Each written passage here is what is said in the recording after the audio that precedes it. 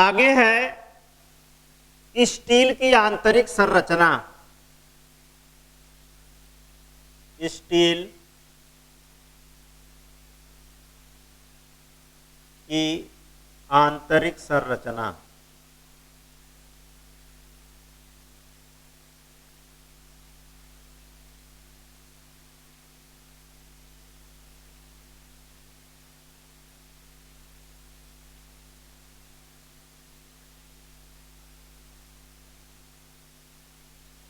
Steel की आंतरिक संरचना के बारे में हम पढ़ेंगे।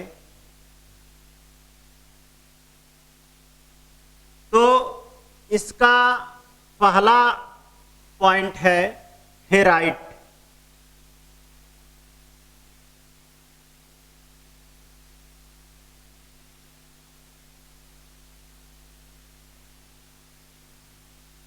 दूसरा है सीमेंटाइट।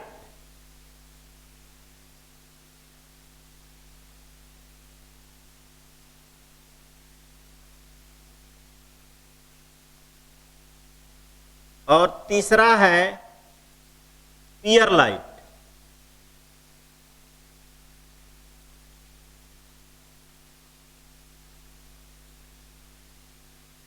इसको हम समझ लेते हैं पहले।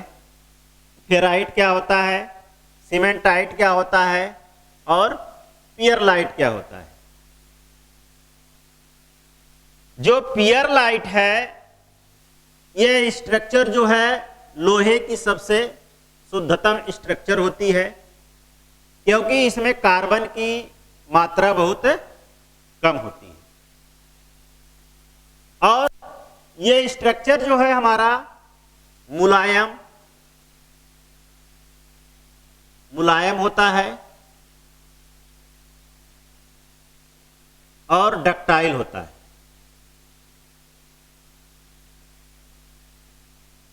जो फेराइट होता है यह स्ट्रक्चर हमारा मुलायम और डक्टाइल होता है।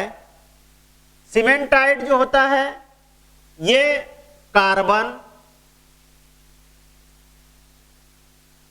और प्लस फेराइट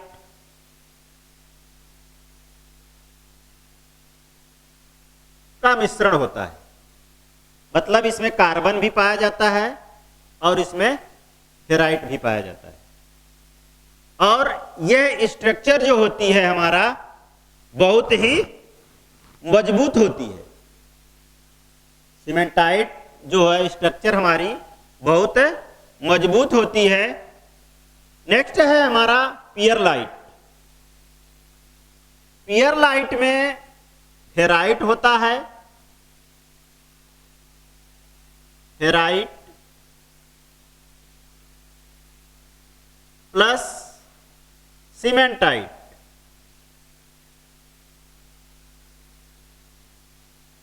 सीमेंटाइट कहने का मतलब कि पियरलाइट जो होता है वो फेराइट और सीमेंटाइट का मिश्रण होता है, जिसमें 83% जो है फेराइट होता है,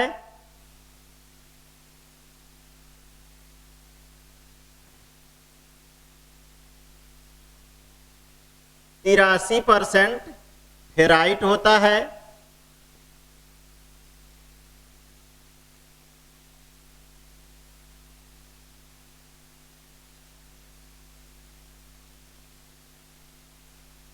और 13% जो है सीमेंटाइट होता है। 87% हमारा जो है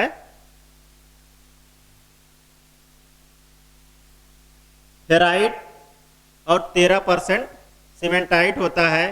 यह स्ट्रक्चर भी हमारी जो है बहुत हार्ड होती है और बहुत मजबूत होती है।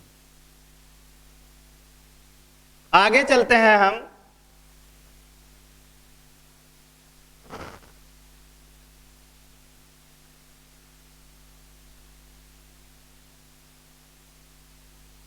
फोर नंबर में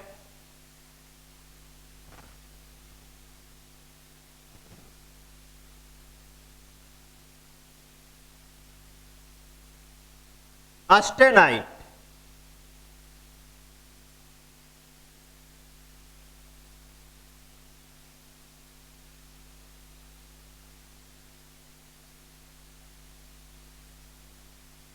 फाइव नंबर है हमारा मार्टेनसाइट,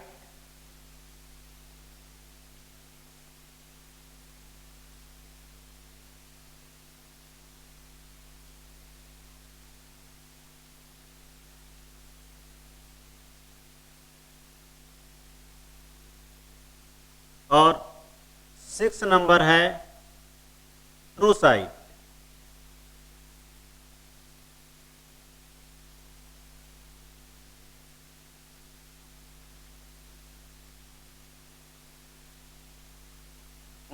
ऑस्टेनाइट क्या होता है इसको हम समझ लेते हैं।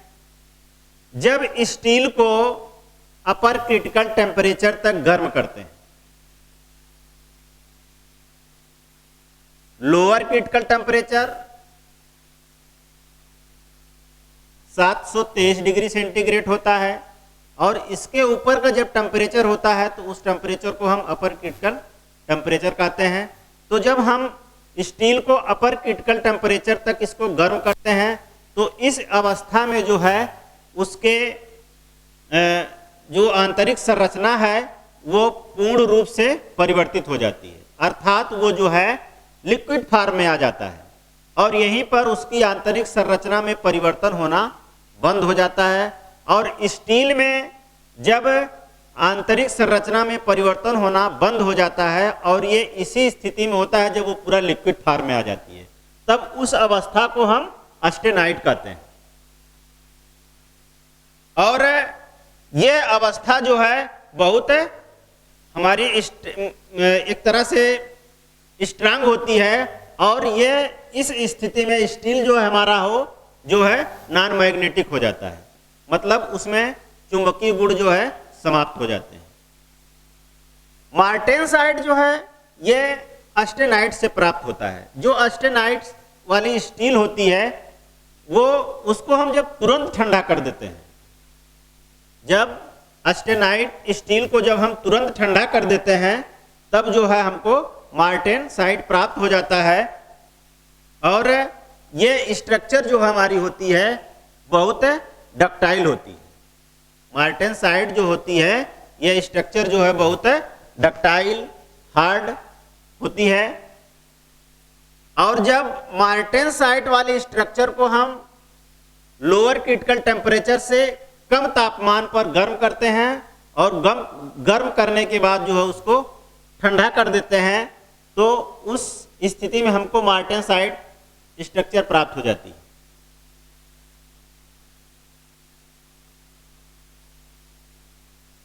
ट्रूसाइट है, मार्टेनसाइट को जब हम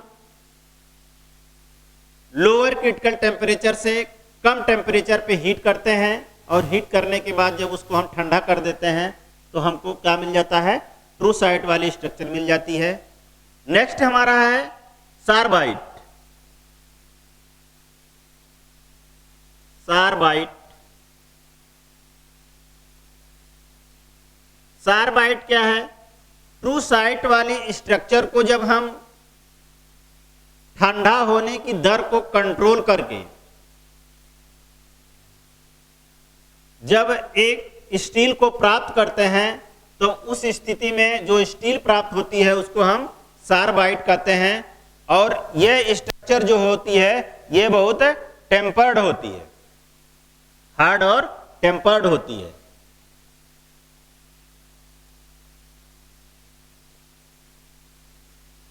इसके आगे है transformation of range.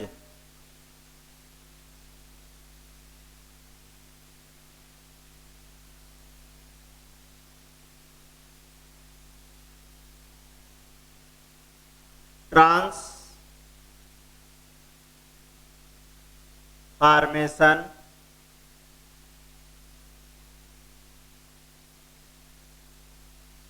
Range. Transformation range क्या होती है, लोअर क्रिटिकल टेम्परेचर से लेकर के अपर क्रिटिकल टेम्परेचर तक स्टील की संरचना में, स्टील की आंतरिक संरचना में जो परिवर्तन होता है उस परिवर्तन को हम ट्रांसफॉर्मेशन रेंज कहते हैं। लोअर क्रिटिकल टेम्परेचर से लेकर के अपर क्रिटिकल टेम्परेचर तक स्टील की आंतरिक संरचना में जो परिवर्तन होता है उसको हम क्या कहते हैं? ट्रांसफॉर्मेशन रेंज कहते हैं।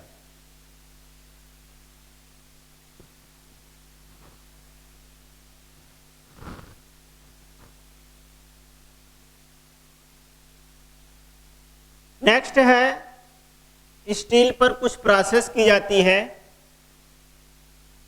हीट ट्रीटमेंट में। हीट ट्रीटमेंट के चरण क्या है? तो सबसे पहला हमारा है हीटिंग।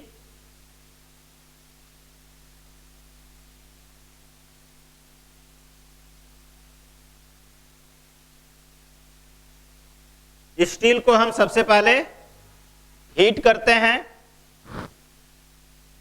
इसके बाद हम स्टील को सोकिंग करते हैं,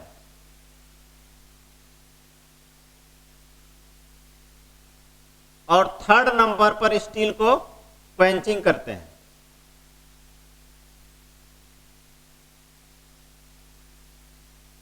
थर्ड नंबर पर स्टील को क्वेंच करते हैं। इस प्रोसेस को हम समझ लेते हैं। हीटिंग में क्या करते हैं? स्टील को हम गर्म करते हैं। गर्म करने के बाद हम अपने इच्छा के अनुसार या उसको अपने ऐच्छिक आवश्यकताओं के अनुसार उसके आंतरिक गुणों में परिवर्तन लाते हैं। और सॉकिंग में क्या होता है? स्टील को गर्म करते हैं और गर्म करने के बाद कुछ समय के लिए उसे जो है उसी टेम्परेचर पर छोड़ दिया जाता है। सोकिंग प्रोसेस में स्टील को गर्म करने के बाद कुछ समय तक उसको जो है उसी टेम्परेचर पे छोड़ दिया जाता है। इससे क्या होता है कि स्टील हमारी पूर्ण रूप से हीट हो जाती है और उसके अंदर जो होने वाले परिवर्तन है, आंतरिक संरचना में जो परिवर्तन होता है पूर्ण रूप से वो हो जाता है। इसके बाद हम उसको धीरे धीरे ठंडा कर लेते हैं। और क्वेंचिंग में क्या होता है? स्टील को गर्म करने के बाद हम उसे तुरंत ठंडा कर लेते हैं। क्वेंचिंग प्रोसेस में जो है स्टील को जो है हार्ड गर्म करने के बाद उसे जो है तुरंत ठंडा कर लेते हैं। तो ये इसकी तीन प्रोसेस हैं। सबसे पहले हम स्टील को हीट करते हैं। हीट करने के बाद दूसरे प्रोसेस में सोकिंग में क्या करते हैं कि कुछ समय तक उसी टेम्परेचर पर छोड़ देते हैं। और फिर क्वेंचिंग में क्या करते हैं? उसे हीट करने के बाद उसको क्या कर लेते हैं? हम ठंडा कर लेते हैं। तो इस तरह से ये तीन जो है हीट ट्रीटमेंट के चरण है। आगे चलते हैं हम।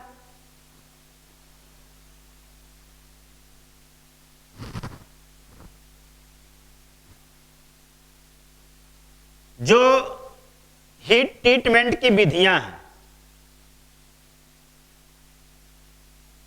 हीट ट्रीटमेंट की कितनी विधियां हैं हम उसके बारे में समझते हैं। तो पहला है हार्डनिंग। पहली विधि इसकी है क्या? हार्डनिंग।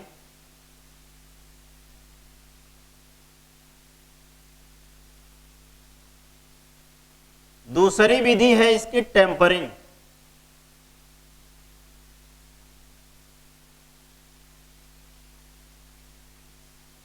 और तीसरी विधि है इसकी एनेलिंग।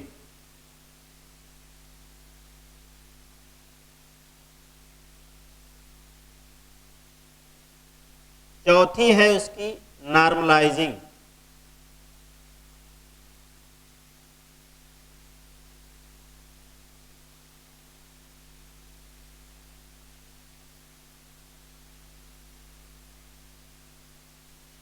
और पांचवी विधि इसकी है कार्बोराइजिंग।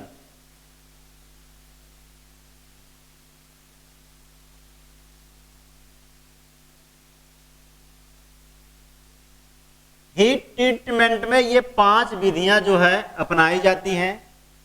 पहली हमारी है हार्डनिंग, दूसरा है टेम्परिंग, और तीसरी है एनीलिंग प्रोसेस, चौथा है नॉर्मलाइजिंग, और पांचवा है कार्बोराइजिंग।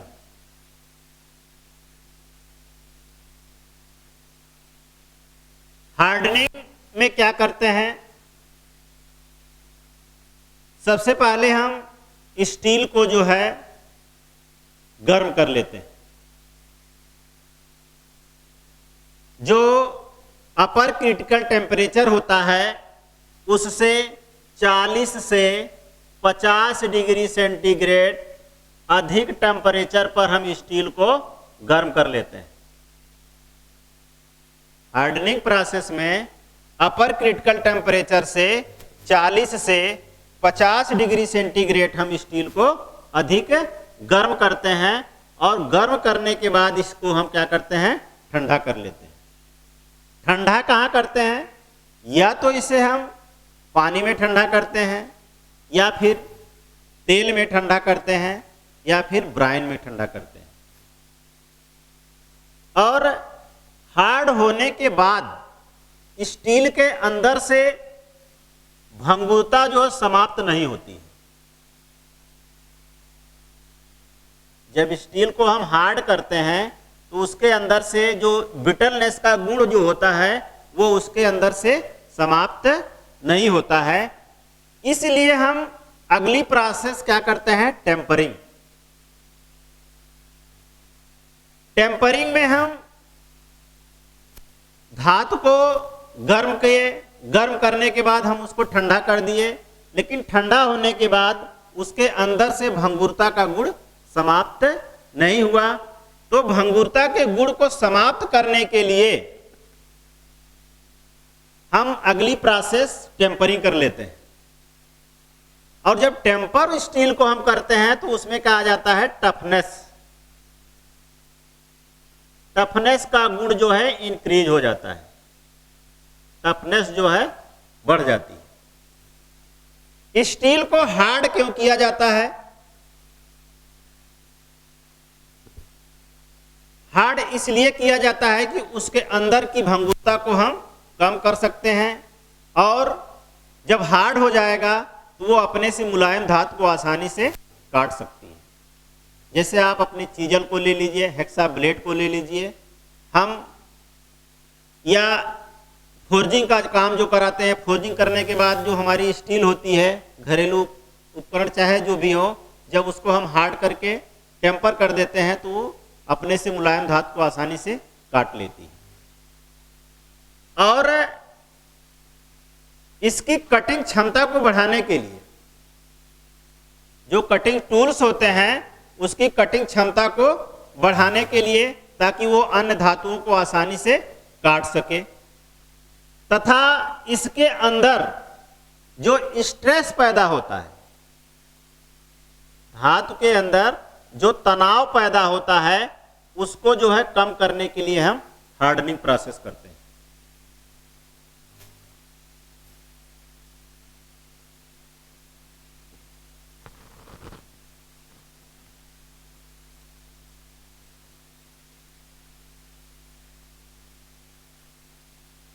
सेकंड नंबर में हम टेम्परिंग के बारे में पढ़े।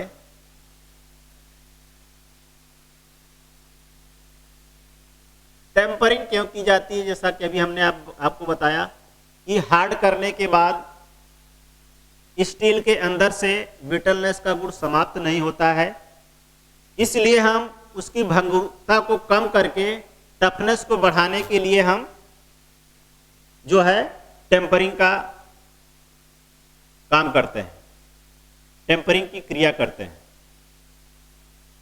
और टेम्परिंग में भी स्टील को उसके अपर क्रिटिकल टेम्परेचर से 40 से 50 डिग्री सेंटीग्रेड जो है स्टील को अधिक गर्म करते हैं।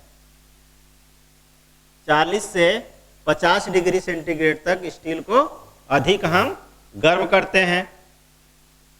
और जो है इसको ठंडा जो है तेल में करते हैं, तेल के अंदर इसको हम ठंडा करते हैं।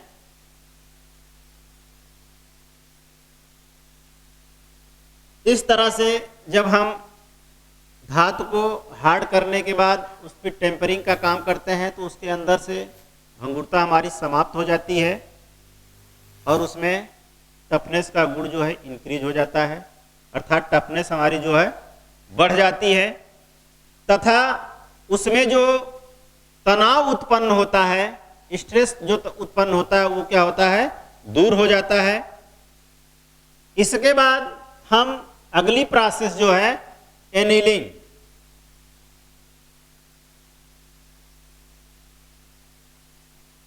एनीलिंग की करते हैं।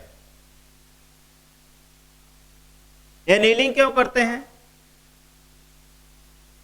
एनीलिंग प्रोसेस में हम जो है धातु को 30 से 50 degree centigrade lower critical temperature से, जो हमारा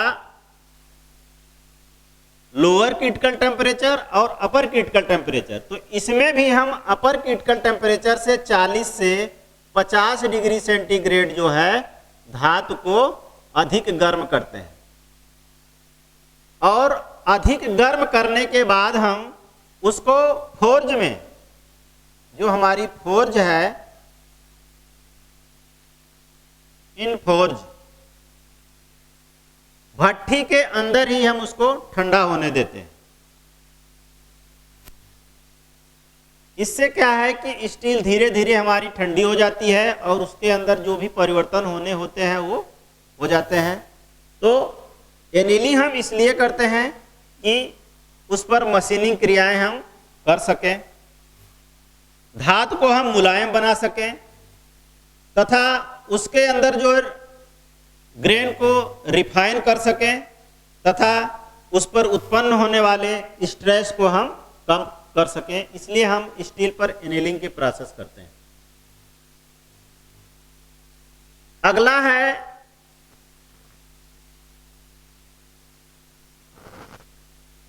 नॉर्मलाइजिंग।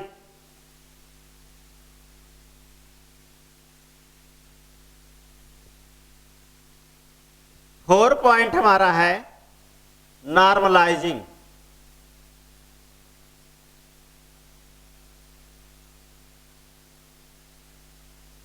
नॉर्मलाइजिंग क्यों करते हैं स्टील में?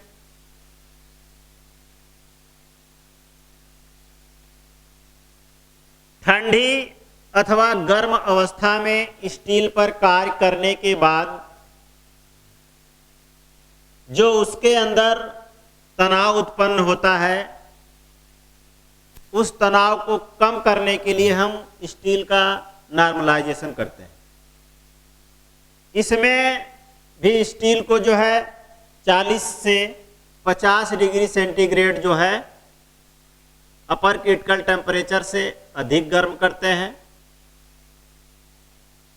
और इसको ठंडा होने के लिए कमरे के टेम्परेचर पर, कमरे का जो तापमान होता है उसी तापमान पर हम स्टील को जो है ठंडा करते हैं। ये आपसे पूछा जाता है कि किस प्रोसेस में हम स्टील को कहाँ पर ठंडा करते हैं और अपर क्रिटिकल टेम्परेचर से कितना डिग्री सेंटीग्रेड अधिक हम स्टील को गर्म करते हैं। तो इसको हम कमरे के टेम्परेचर पर गर्म करके हम क्या करते हैं, कमरे के टेम्परेचर पे ही ठंडा कर लेते हैं। गर्म करने के बाद हमारे कमरे का जो तापमान होता है उसी तापमान पे जो है उसको ठंडा धीरे धीरे कर लेते हैं। इस तरह से उसके अंदर जो है उत्पन्न होने वाले स्ट्रेस जो धीरे धीरे समाप्त हो जाते हैं और स्टील हमारी नॉर्मल अवस्था में आ जाती है। नेक्स्ट है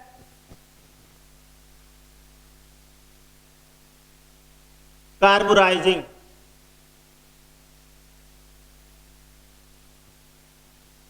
5 नंबर हमारा है कार्बुराइजिंग।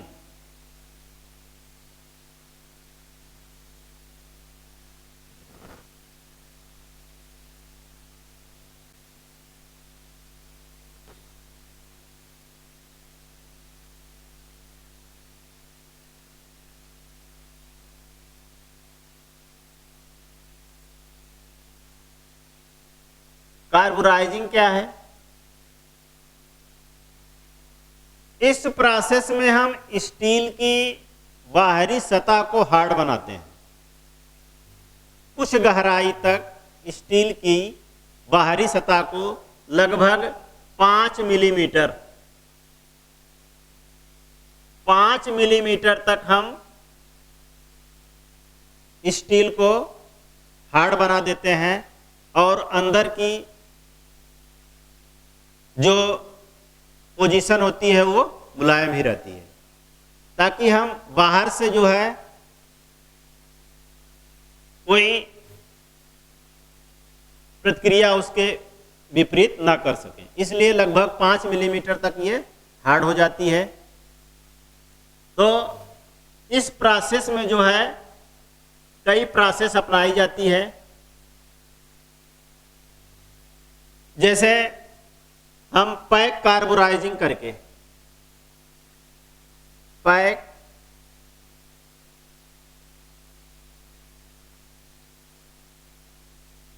कार्बोराइजिंग,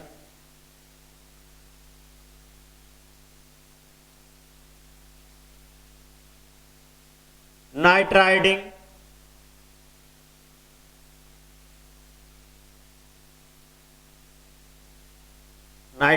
करके पैक कार्बोराइजिंग और नाइट्राइडिंग को हम समझ लेते हैं। पैक कार्बोराइजिंग में हम क्या करते हैं कि लकड़ी, कोयला, कार्बन युक्त पदार्थ को हम स्टील के साथ रख करके हम उसको एयर टाइट कर देते हैं, अर्थात चारों तरफ से बंद कर देते हैं कि उसके अंदर जो है हवा जो है न पहुंच सके, और उसको गर्म करके छोड़ देते हैं। गर्म करने के बाद जो कार्बन युक्त पदार्थ होते हैं उसकी कार्बन जो होती है धीरे धीरे लगभग 5 मिलीमीटर गहराई तक पहुंच करके उसकी ऊपरी सतह को जो है हार्ड बना देता है। और नाइट्राइडिंग में क्या होता है, इसमें अमोनिया गैस होती है, NH4। अमोनिया गैस के साथ जो है हम इसको गर्म करते हैं और अमोनिया की जो एक तरह से उस पर परत बन जाती है जो उसको ऊपर से हार्ड बना देती है। तो इस तरह से जो है हम नाइट्राइडिंग करके भी हम कार्बोराइजिंग की प्रोसेस को अपना सकते हैं, जिसके द्वारा जो है वो ऊपर से हार्ड हो जाएगा। और हार्ड इसलिए बनाते हैं कि लगभग 5 मिलीमीटर कि वो बाहर से आप उसके विपरीत कोई प्रतिक्रिया ना कर सकें, या उसकी धातु जो है उसकी परत जो है ऊपर से हार्ड हो जाए, ताकि उसका हम अपने दैनिक जीवन में उपयोग कर सकें।